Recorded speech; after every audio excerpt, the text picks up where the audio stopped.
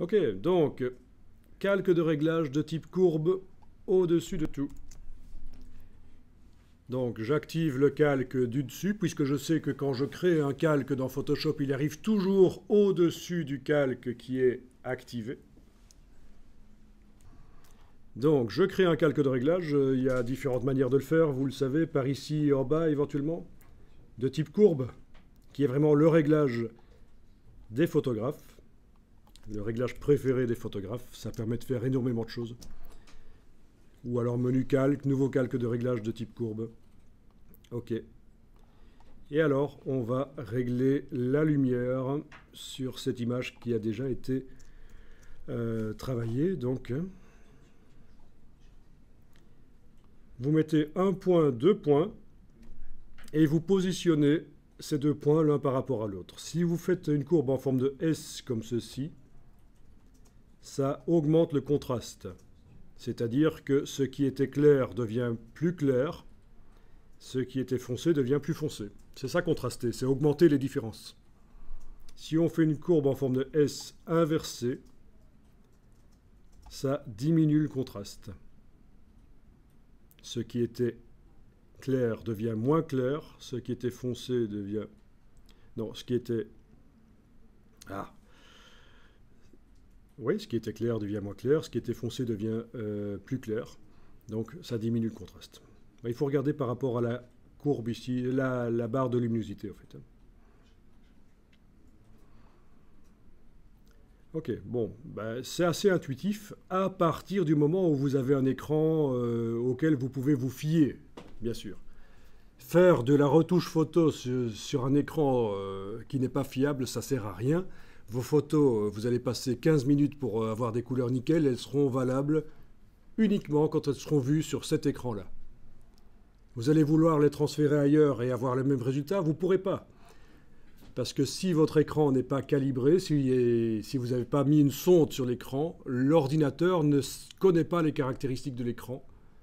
Il doit les connaître si vous voulez que vos images, quand vous les transférez ailleurs, les couleurs restent les mêmes.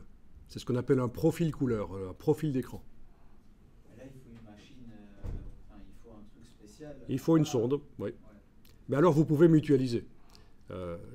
Il y a toujours le système de la mutualisation, un peu comme chez les agriculteurs, quand ils vont moissonner leur maïs, etc. C'est pas chaque agriculteur qui sait acheter une moissonneuse. Hein. Il loue une moissonneuse, bon. Ou alors il faut appel à quelqu'un, c'est encore un autre système, mais donc il mutualise. Eh bien, en tant que professionnel de la photo, vous pouvez faire la même chose, ou professionnel du graphisme ou quoi que ce soit. Vous avez besoin de temps en temps d'un appareil cher, demandez à un collègue s'il ne veut pas collaborer et vous achetez ça à plusieurs. Parce qu'une sonde couleur, on s'en sert une fois tous les 3 mois en fait. Voilà. Donc, et ça coûte à peu près 400 euros. Donc si vous êtes 10 à mutualiser, c'est 40 euros. Si vous êtes 5, c'est 80 euros. Et ça peut être sympa. En plus, le fait de collaborer avec les autres, vous allez pouvoir vous refiler du travail que vous allez sous-traiter.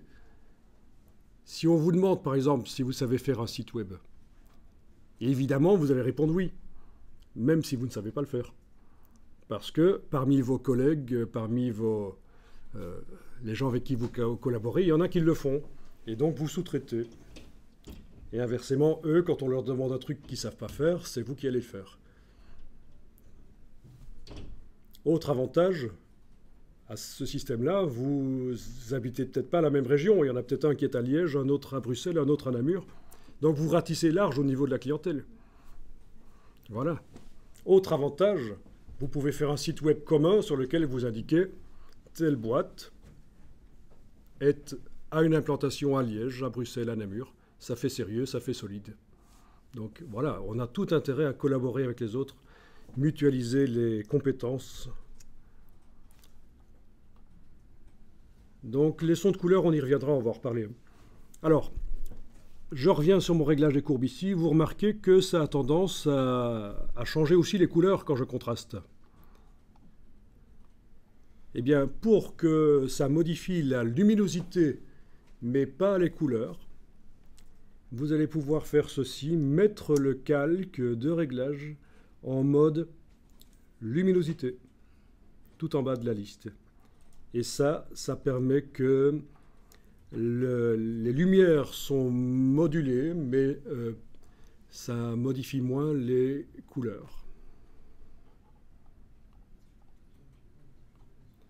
C'est donc le calque de réglage en mode luminosité.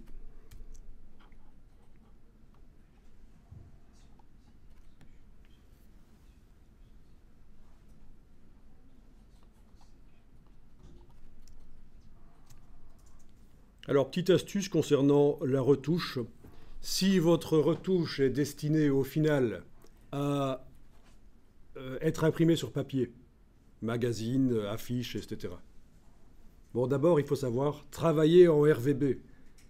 Parce qu'on a trop souvent tendance à dire, tiens, c'est pour l'impression, donc je vais travailler en CMJN. Mais non, pas du tout. C'est pas comme ça qu'il faut fonctionner. Même si au final on sait que ce sera pour l'impression, on travaille en RVB. Je ne vous apprends pas ce qu'est le RVB. Hein, ça, vous connaissez.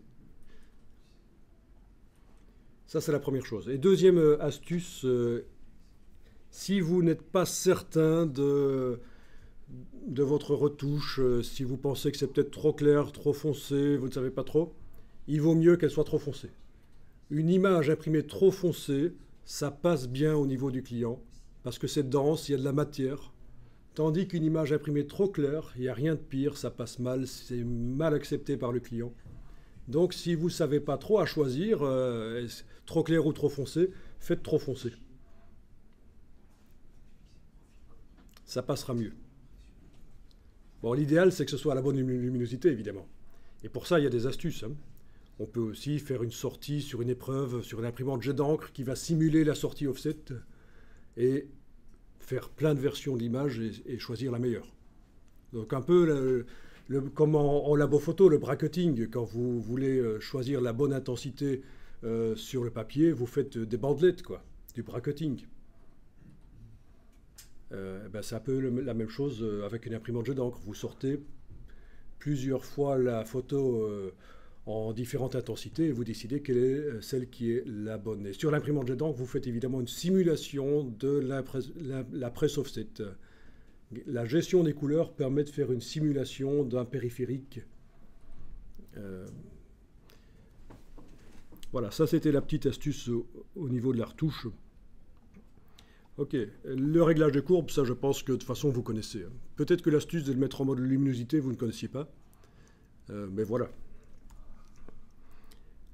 Alors, typiquement, ce qu'on fait, c'est qu'on va aller ajouter un point là et un point là, de manière à récupérer du détail dans les parties les plus claires et dans les parties les plus foncées aussi.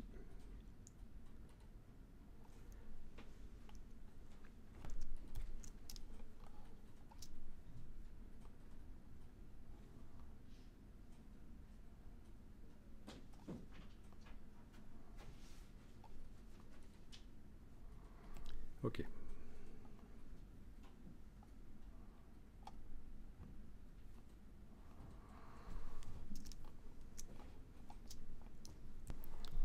Alors plus tard, je vous donnerai une astuce supplémentaire si c'est pour l'impression.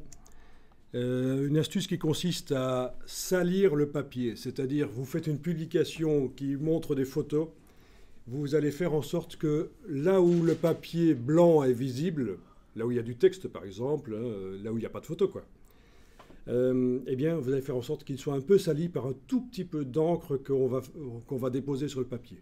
On va diminuer la luminosité du papier. Résultat, les photos, là où il y a du blanc dans les photos, eh bien ce sera le vrai blanc du papier et les photos vont avoir l'air plus lumineuses. Donc ce sera le faux blanc du papier là où il n'y a pas les photos, il sera sali par de l'encre et à l'endroit des photos, les parties blanches des photos seront vraiment...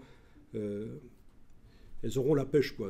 On va donner l'impression, et c'est une astuce utilisée souvent en impression, c'est de salir le papier de manière imperceptible, mais ça donne de la pêche aux photos. Vous pouvez très bien faire ça pour une expo. Si vous exposez vos photos, le cadre peut être blanc, mais c'est un blanc qui est cassé, qui est diminué, et on a du vrai blanc sur la photo. Mais ça se fait pas dans Photoshop. Enfin si, on pourrait le faire dans Photoshop. On pourrait agrandir et mettre un cadre blanc cassé autour, ici. Mais ce dont je vous parlais, c'est surtout en mise en page, quand on fait des catalogues, des magazines, voilà.